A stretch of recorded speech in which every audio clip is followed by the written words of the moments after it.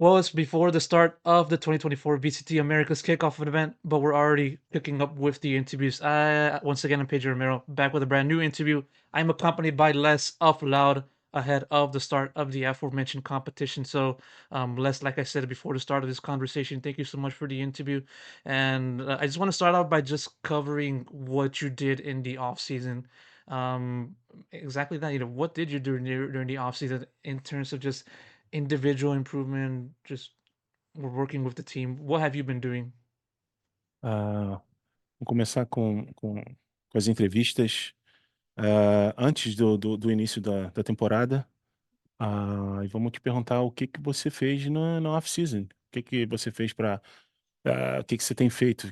Qual tipo de treinamentos que você fez para se preparar para 2024? Sinceramente, nossa off-season, ela não tem muitas férias, né? A gente mais joga do que tudo. Acho que a gente só parou em setembro, em outubro a gente já voltou a treinar com tudo, lá no Brasil mesmo. Então, eu acredito que a nossa off-season ali foi treinando e tentando evoluir. We actually don't have a long off-season. We stopped around September. We went on vacation, but then back in October, we started working again and practicing, and that's what we've been doing since then. We kept working and practicing, so the off season it's actually not that long. Yeah, because looking into the team's off season, you guys didn't really play many tournaments, off season tournaments at all, up to my knowledge. And so I guess um was it also as a result of just returning back to the swing of things during the off season? Did also were you guys take also the decision into not playing any off-season tournaments? Was that also taken into account, just so that you guys can get ready for the start of the season?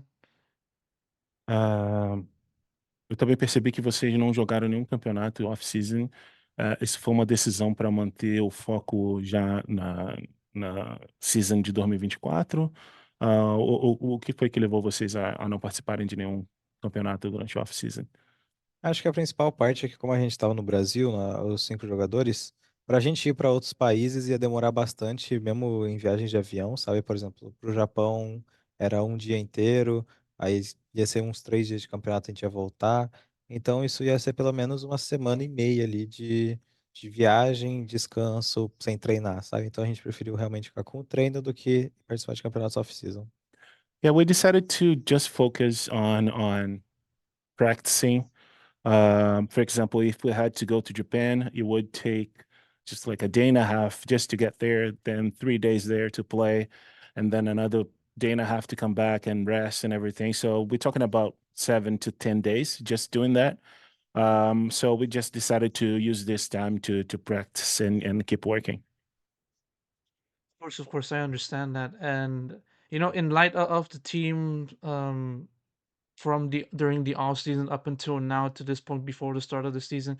You guys made a few changes with specifically within the lineup and also the coaching department. Of course, everybody knows about QCK Quick getting into the lineup, joining Loud for this season, and on top of that, you got Pugh as the new head coach coming in after working with Fraud for the better part of 2023. And so, how has that transition been like for you amidst these changes to the roster from the end of the 2023 season up until now?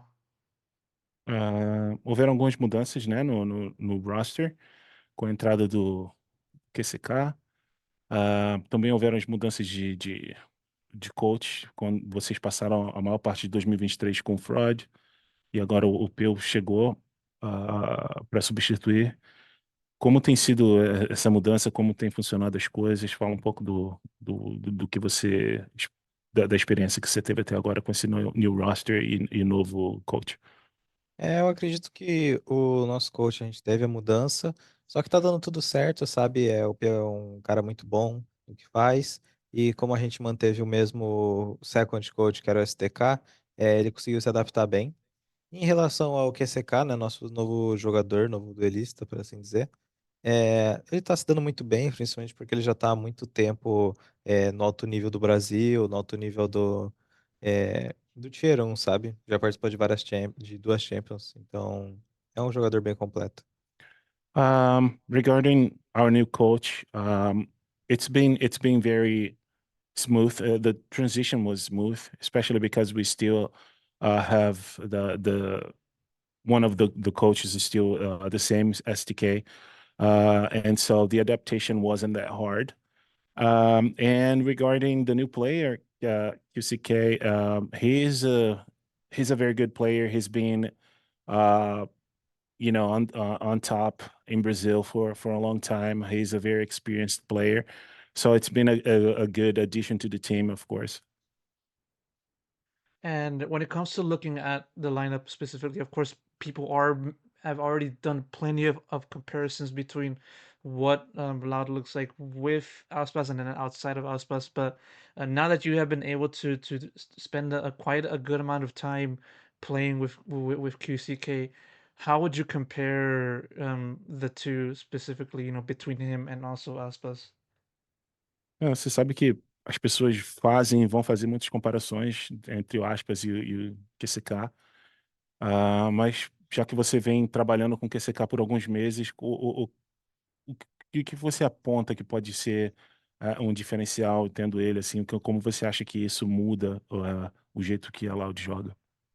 Acho que o que mais ele chegou colocando no nosso time é a disposição dele ser muito flex.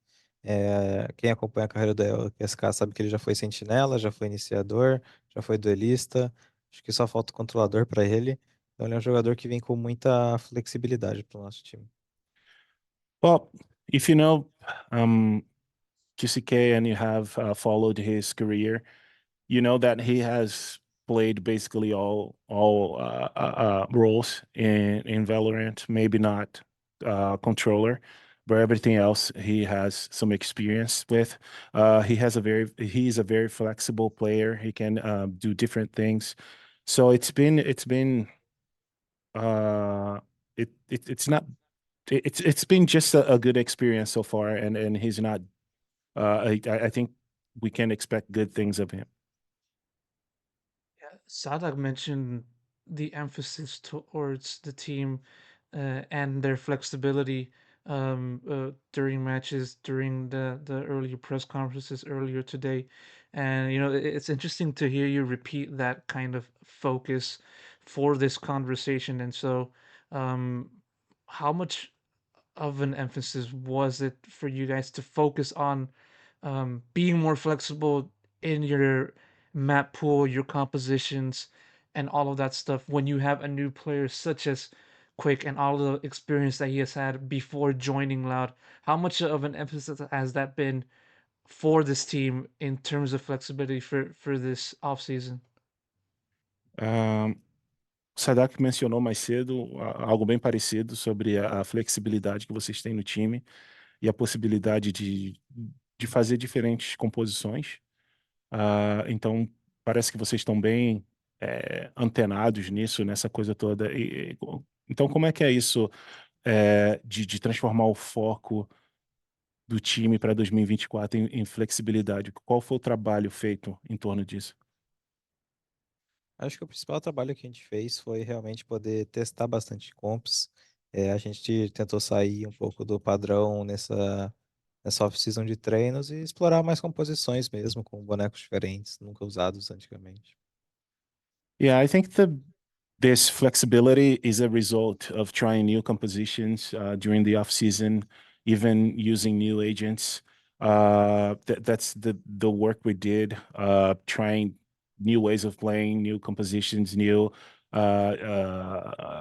agents. So I think that's where the whole flexibility subject comes from. It's from the way we did our work during the off season.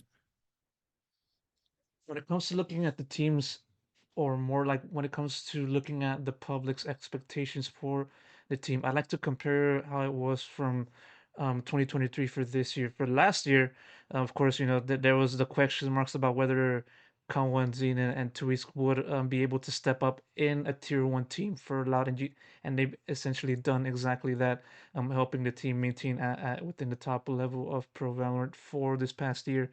And now for this year, the expectations are still there, but I wouldn't say that it's not as it's not as big as compared to the other big teams, such as let's say NRG and also Leviathan and stuff like that. So when you look at the expectations that are hovering around Loud for this year and stuff like that, how do you react to those kinds of expectations and how you're looking to just work off of that?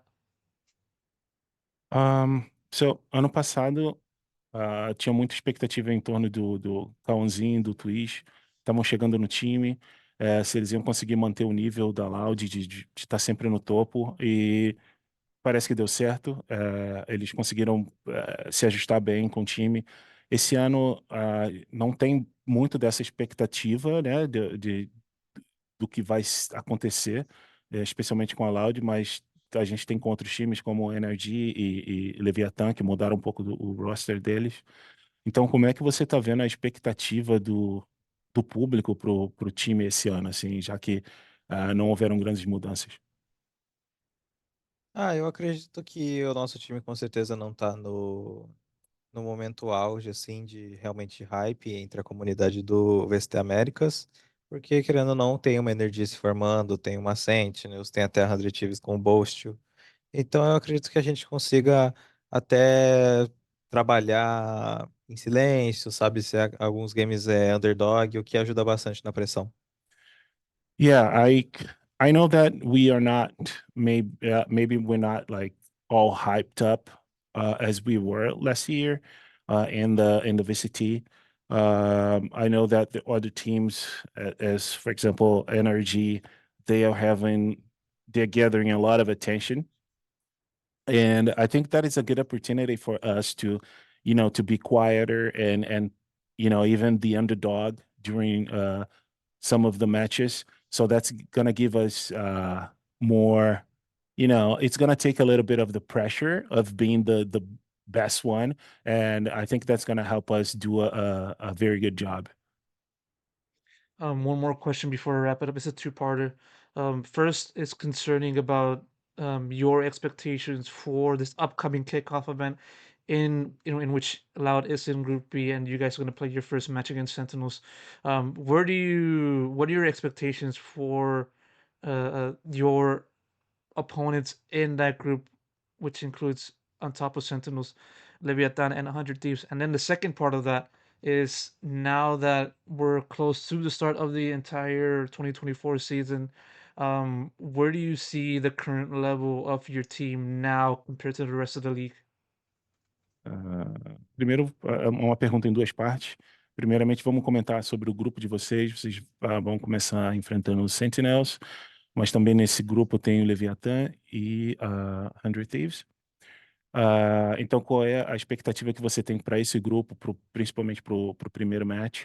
E a segunda parte é onde você vê a Loud hoje no cenário das Américas? Onde você bota a Loud, assim, se você tivesse que botar numa posição, onde seria? Bom, o que eu espero, né, do jogo contra o nosso fase de grupo. Eu acredito que vai ser jogos muito difíceis. Eu acho que a gente caiu num grupo muito complicado, é, onde tem times muito fortes e muito hypados. Então vai ser jogos muito difíceis. A gente vai ter que trabalhar muito para conseguir sair da fase de grupo. E em relação ao que eu acho da Loud, eu acredito que a gente não possa só dizer assim, avulso. Eu acredito que a gente tem que começar a jogar o campeonato, tem que começar a subir cada passinho a mais para eu conseguir falar um ranking que a gente está. Mhm. Regarding our group, is a very hard group, so we're expecting very hard games, and we're gonna have to work a lot to move on to the next phase. And regarding Loud and where I see it, I think I would rather wait for the tournament to start. We play a few games so I can actually say, oh, I see us here or there, because right now we just like we don't have anything concrete to talk about. I understand that, and hopefully you're able to figure out exactly where Loud is at once the season does kick off. So Les, thank you so much for taking the time. I really appreciate it, and best of luck in the future.